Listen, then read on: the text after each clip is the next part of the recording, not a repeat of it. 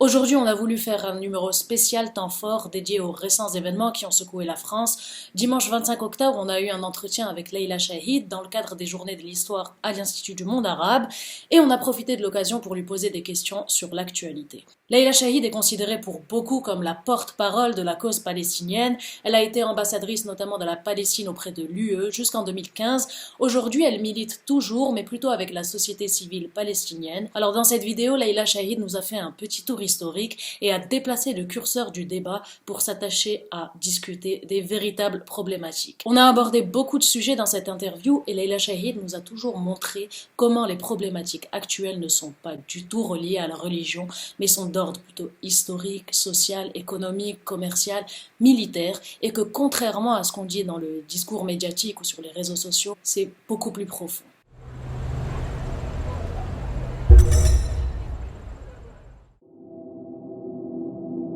Cette idée stupide d'une loi sur le séparatisme.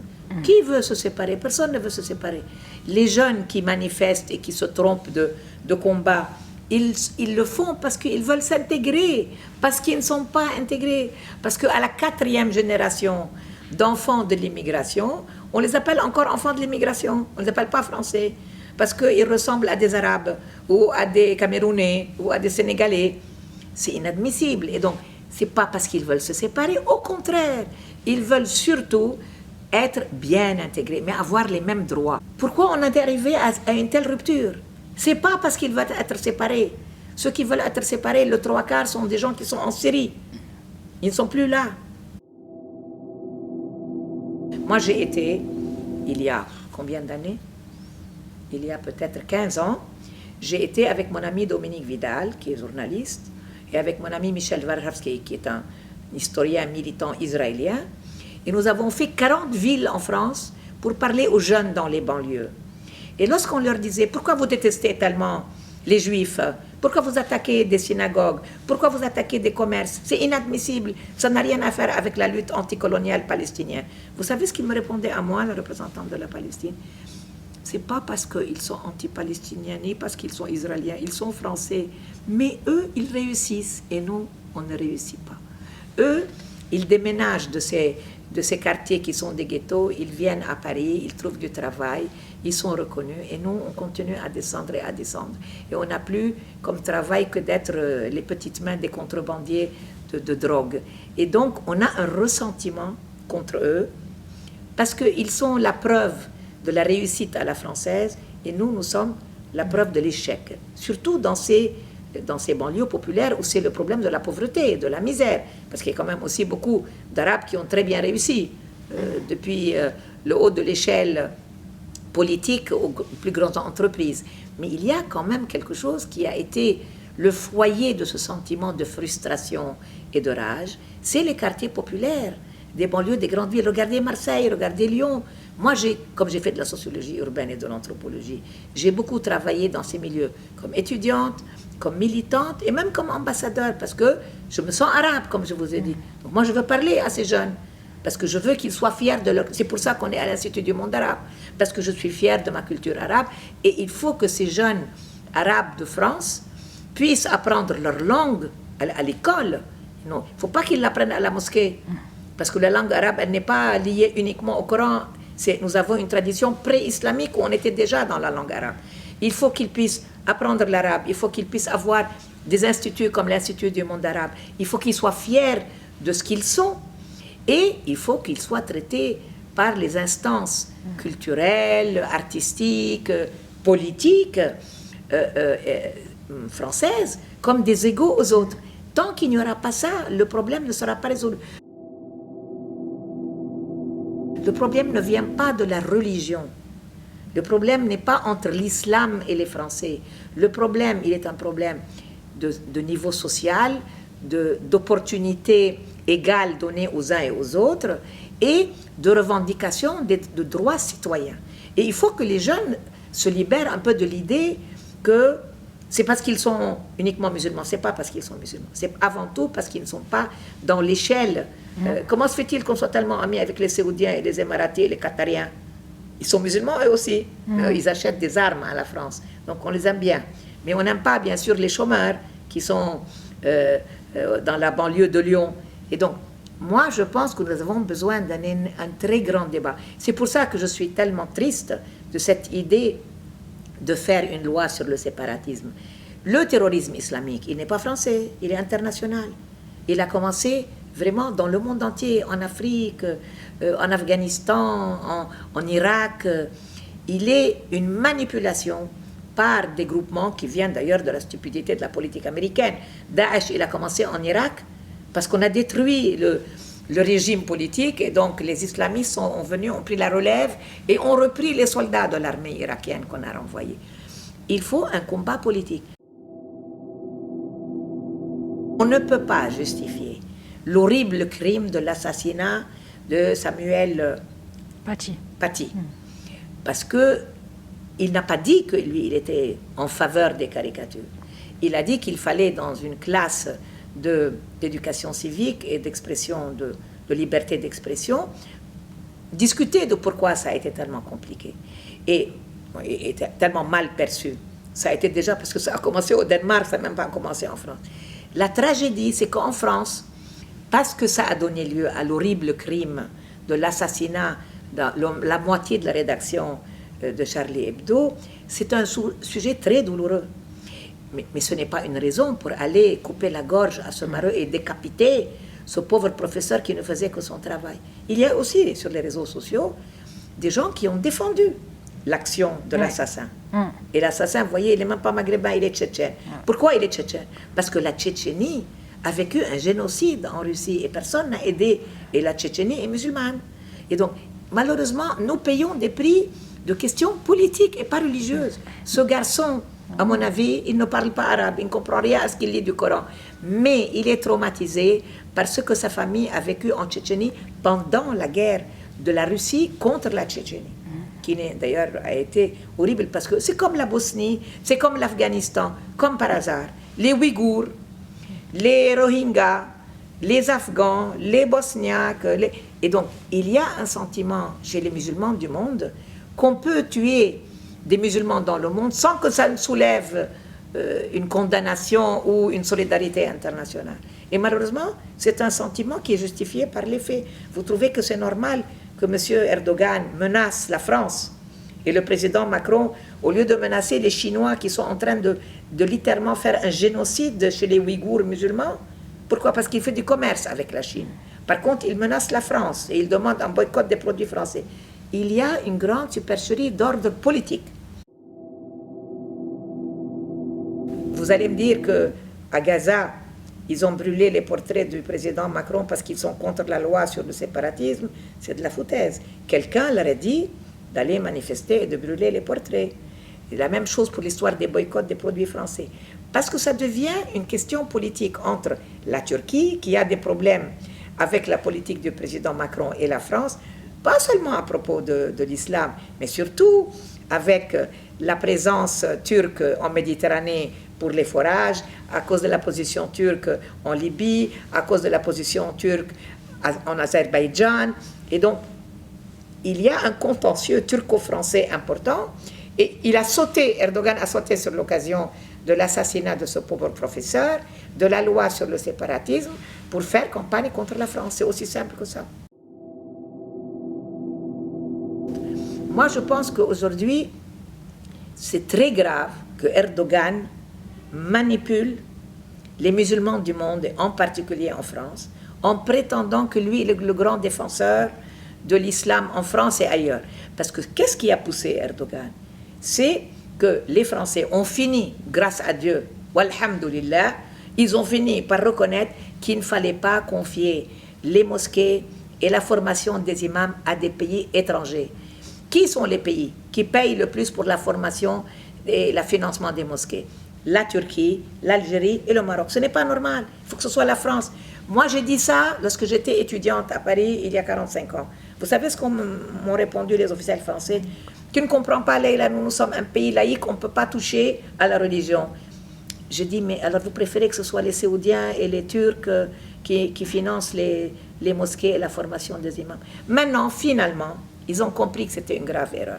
C'est ça que Erdogan redoute. Parce que le premier pays qui finance et forme, les musulmans en France, les imams et les mosquées, c'est la Turquie. Mais pourquoi Erdogan le fait? Parce qu'il veut garder une mainmise sur les communautés turques de la diaspora. Elles sont importantes ici, elles sont encore plus importantes en Allemagne, elles sont très importantes en Belgique où j'ai travaillé. Et c'est encore une fois une question politique. Il veut garder la mainmise et il utilise la religion. Il ne faut pas tomber dans le panneau. Je pense que le ministre tape sur les mauvaises cibles. Pour moi, la première cible, c'est les réseaux sociaux. La deuxième cible, c'est les réseaux connus et qui défendent l'action terroriste, parce qu'il y en a, ils sont sur les réseaux sociaux. On ne peut pas prétendre qu'on ne peut pas les trouver. D'ailleurs, on les a retrouvés, puisqu'on sait que certains ont fini en Syrie ou en Irak ou au Sahel. Donc, c'est ça qu'il faut combattre. Le comité contre l'islamophobie, il a des méthodes de travail très transparentes, très respectueuses des règles de la société.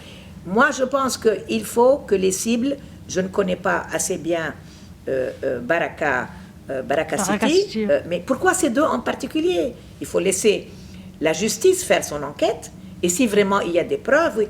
Mais pourquoi ne pas s'attaquer à là où on sait que ce pauvre Tchétchène a été chercher sa cible, qu'il a eu l'idée de tuer d'autres personnes que Samuel?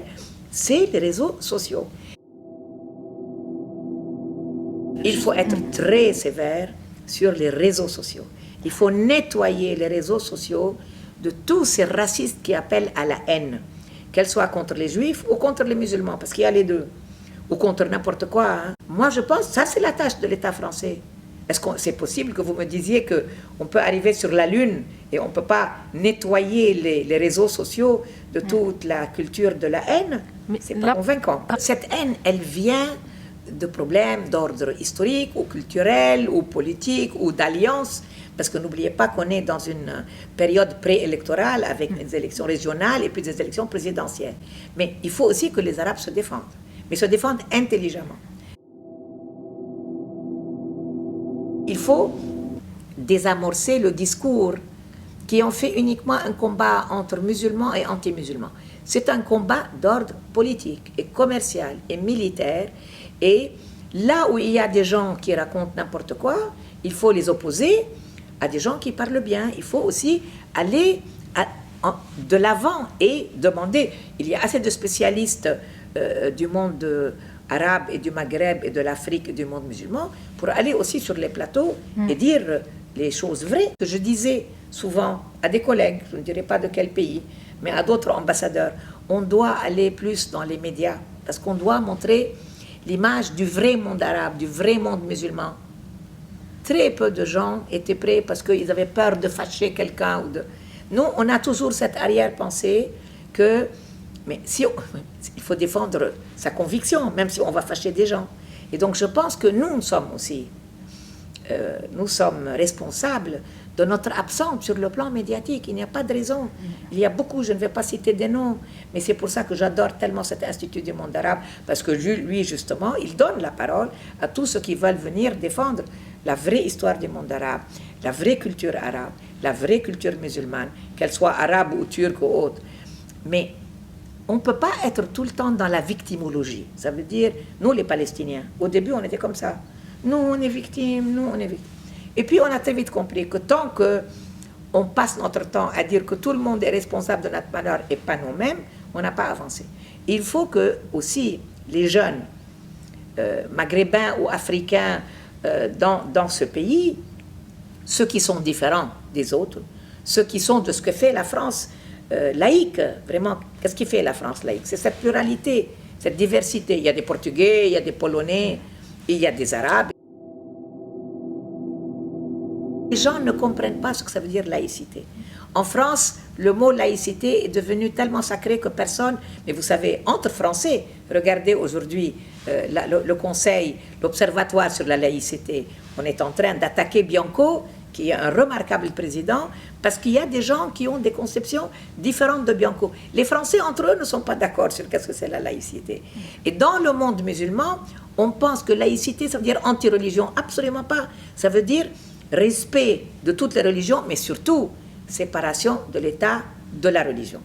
On dit en France de l'État et de l'Église, mais c'est pas ça. L'Église, la synagogue et la mosquée. Et moi, je suis entièrement pour cette séparation. Moi, je suis entièrement pour la séparation de la religion, de la politique, avant tout dans nos pays. Et c'est pour ça que je milite pour une Palestine laïque. Mais il faudrait expliquer aux jeunes que laïcité en France, c'est pas contre l'islam. Laïcité, c'est pour la séparation de la politique et de l'identité citoyenne, de l'appartenance à la religion. Mais il faut la mettre en pratique aussi. Il ne faut pas seulement la réclamer dans les papiers et puis ne pas la mettre en pratique dans la pratique politique quotidienne. Aujourd'hui, il faut étudier le phénomène de la liberté d'expression, de la laïcité, de la coexistence, de la diversité qui fonde notre identité, que l'identité n'est plus une identité qui est reliée ni à la religion, ni à l'ethnie, ni à la couleur de peau. Elle est liée à la citoyenneté. Il faut reparler de citoyenneté. Et la citoyenneté française est une des plus belles. Mais si on ne parle pas aux jeunes, si on les relègue dans des tours, si on les met à la porte des écoles, comment vous leur parlez? Il faut bien qu'on leur parle dans un cadre où ils peuvent sentir qu'ils peuvent être respectés. Ils se sentent humiliés. Et donc, c'est parce qu'ils se sentent humiliés. Mais les gens qui, eux, ne se sentent pas humiliés, qui ont eu des avantages sociaux, économiques, financiers, éducatifs, doivent aider les autres. La réforme de l'islam, c'est l'affaire des musulmans.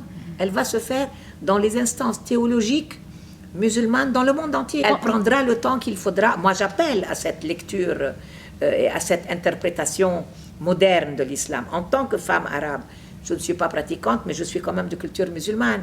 Et donc, mais je pense que ce n'est pas la tâche du gouvernement français. C'est la tâche des musulmans eux-mêmes.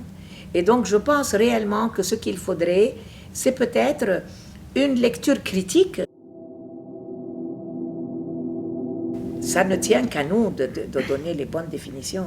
Pourquoi est-ce que les ulama musulmans, qu'ils soient en France, ou qu'ils soient en Égypte, ou qu'ils soient en Arabie Saoudite, n'ont pas, eux, clarifié? Lorsque Ben Laden, il y a 20 ans, a fait l'horrible opération des tours aux États-Unis, pourquoi on n'a pas entendu la voix des imams et des théologiens musulmans, qu'ils soient chiites ou sunnites, dénoncer la manipulation de l'islam? On n'a pas assez dénoncé, déjà à l'époque. Et depuis, ça a continué. On est passé de Qaïda à Daesh, de Daesh à 40 000 organisations. Et on a toujours un prétexte, chacun de nous jette sur l'autre, que nous, on n'a pas de Vatican musulman. On n'a pas de Vatican, c'est une réalité. Mais qui a besoin d'un Vatican? Il y a des ulama, il y a des fuqaha, il y a des responsables de l'islam, il y a des responsables aussi politiques de pays musulmans. Il faut qu'ils assument leur rôle. Moi, je pense que l'Arabie Saoudite est très, très responsable de ne pas avoir répondu à toutes ces manipulations par des groupes qui en ont fait un instrument politique. Et donc, aujourd'hui, je pense qu'il y a des directives qui sont données. On les voit d'ailleurs, comme par hasard, c'est des lieux où il y a une tendance qui permet de s'attaquer à la France, parce que c'est la Turquie qui demande, parce que soi-disant, la Turquie cherche à remplacer l'Arabie Saoudite. Elle veut devenir le dirigeant des sunnites de cette région. L'Iran veut remplacer tout ce qui est direction chiite. Alors, la Russie est là plus que les Américains.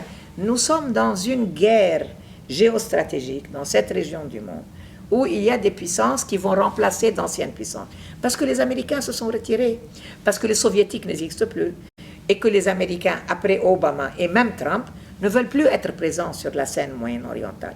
Donc il y a bien quelqu'un qui veut les remplacer. Donc vous avez Erdogan en Turquie, vous avez les Iraniens en Iran, et vous avez M. Poutine qui joue sur tous les... Et donc c'est très important aussi que l'Union européenne ait un discours à l'égard de ses propres citoyens de confession musulmane. Parce que sinon, vous savez, il y a plus de 20 millions de musulmans en Europe. On va avoir des guerres civiles dans tous les pays européens. Mais il faut que nous aussi, ça veut dire nous, citoyens de culture ou de religion musulmane, nous fassions aussi notre devoir à l'égard de nous-mêmes, dans nos institutions en Europe, mais aussi qu'on demande à nos institutions responsables de l'islam dans le monde musulman. Pourquoi l'Indonésie et la Malaisie n'ont pas ce genre de problème? Pourquoi ce genre de problème? C'est surtout chez les musulmans arabes. Parce que la dimension politique est tellement importante. Parce que le passé colonial est encore présent. Parce que c'est manipulé politiquement par ceux qui veulent faire des gains politiques. Voilà.